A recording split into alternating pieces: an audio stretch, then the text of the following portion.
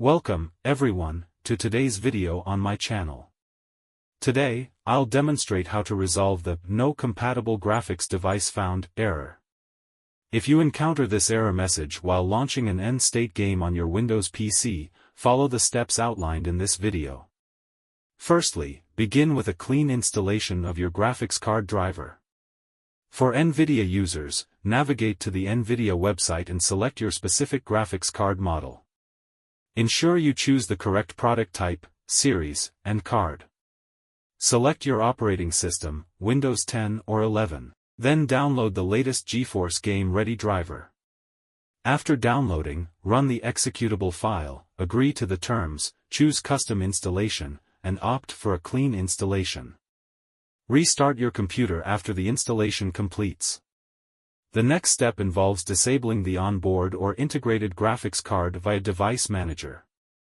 Access Device Manager by right-clicking the Start menu, expand the Display Adapter section, and disable the integrated graphics card. Restart the game, and if needed, re-enable the graphics card from Device Manager. If the error persists, try running the game on your dedicated graphics card. Access graphics settings from the Windows search bar, browse to the game installation folder, add the game executable, and set it to high performance. For NVIDIA users, access the NVIDIA control panel, navigate to Manage 3D Settings, add the game, select High Performance NVIDIA Processor, and apply the settings.